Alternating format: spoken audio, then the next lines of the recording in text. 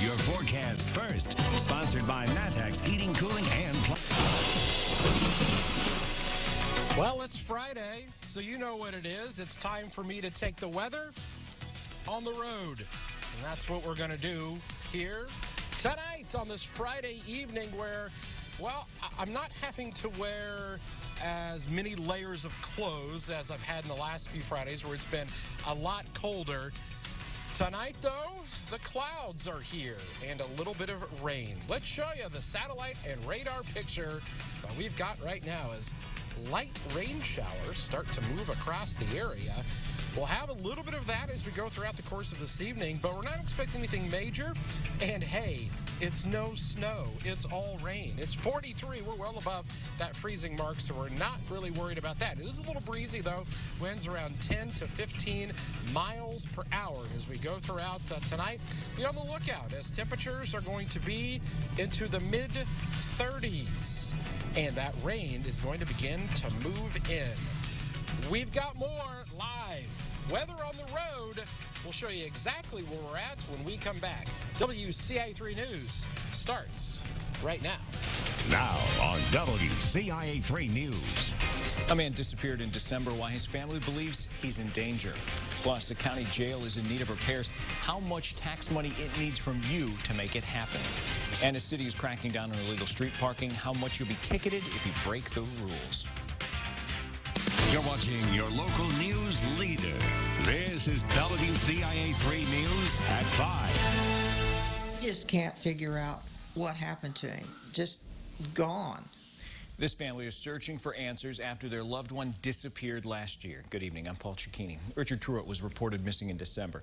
He was seen at his home in Westville. Now, months later, his family still doesn't know what happened. WCIA 3's Jamie Mays joins us live from the newsroom. Jamie, what does the family know today? Paul, I spoke with a cousin who says she hasn't heard much from law enforcement about this case.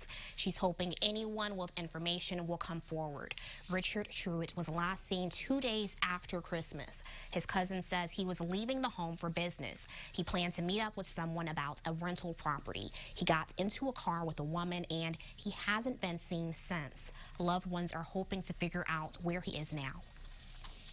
You can't give up hope, you know. So I'm just hoping that if anybody at all has seen him or knows anything about this case, to please let someone know.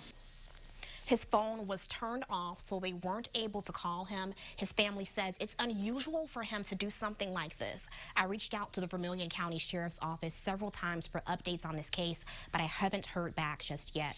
Live in the newsroom, Jamie Mays, WCIA 3, your local news leader. If and when you do get an update, of course, Jamie, let us know. Thanks. Now, when he went missing, Truitt was 46. He weighed about 160 pounds with brown hair, blue eyes, and facial hair. He was last seen wearing a blue and gold plaid coat, blue jeans, and a camouflage cap with a rebel flag on it. A man in Springfield is dead after being shot several times. Happened at South 6th Street and Princeton Avenue yesterday. 36-year-old Timothy Swope was taken to an area hospital where he died early this morning. Springfield police continue to investigate. No one is in custody right now. 1 month after a man in Pike County was murdered, investigators still haven't made any arrests. Michael Brown was shot to death in his home in Hammond. 64-year-old was on the Hammond Village Board and had served in the Air Force.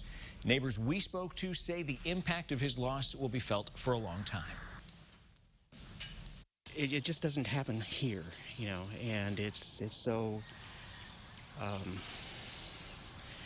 hard to accept, I guess, from that standpoint. They were great people, great citizens, people you want for your neighbors. Coming up at 6, we'll tell you more about the changes people in Hammond are making in response to Brown's killing. A man in Mattoon's been resentenced for the death of a 23-year-old woman in 2016. James Schaefer was convicted in 2018 for the death of Sierra Ferris. He was originally sentenced to 53 years in prison. A more serious charge of first-degree felony murder was overturned last summer in Illinois' appeals courts.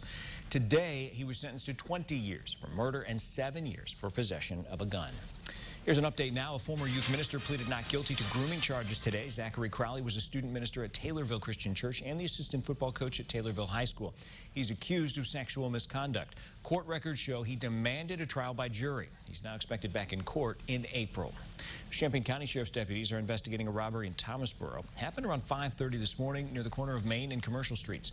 Sheriff says 2 suspects ran away from a business with some cash. Officials are still investigating. We'll update you as we learn more. A woman in Savoy says a package was stolen from her porch, and she wants others to be on the lookout. A homeowner sent us this video. Take a look. She says when she saw the video, she didn't recognize the person on her porch. Her live camera feed shows the package missing shortly after the video ended. Champaign County Sheriff's Office says with more people shopping from home during the pandemic, it provides an opportunity for so-called porch pirates. It's a crime opportunity, and to combat that, I think you have some options. One is to have your package delivered at work or to another address. Now, he also suggests having a neighbor monitor or pick up the package or have it shipped to the post office or a store if you can. Christian County Sheriff wants a new jail and new office. He's asking voters to approve a new 1% sales tax that'll raise money for the project. WCIA 3's Cole Hankey has more.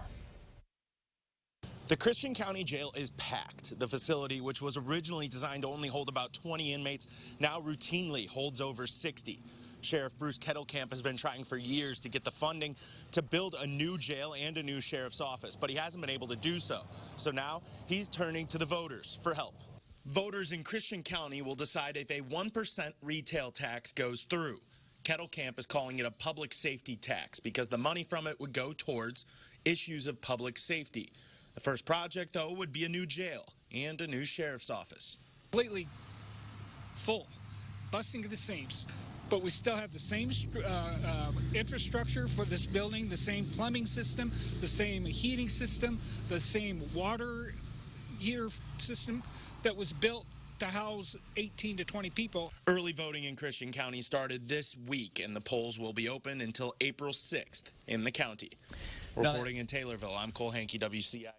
And now that 1% tax would apply to any retail shopping in the county. The sheriff says it'll not apply to any farming equipment or bigger purchases. That includes car sales. Now, there are new traffic signs on a busy street in Champaign. Take a look here. The center turn lane on Green in Campus Town is blocked starting today. It's to prevent people from parking there. The city of Champaign says this change will help prevent accidents, but it's causing delivery drivers a lot of problems. I'm feeling very upset because they already blocked off the middle section. We usually, get out of our cars, go to these restaurants. Everybody freaking delivers food over here, and this was new when I, got off of work and seen all this. I do this, to make extra money and to get a ticket for 2 seconds. Parking enforcement officers will be ticketing people stopped in the center lane. Tickets start at $30 and increase if it's not paid. The FDA reviewed another COVID vaccine today when we could see a single-shot dose in the U.S. Plus, a new federal vaccination site is coming to Illinois, who's first on that priority list.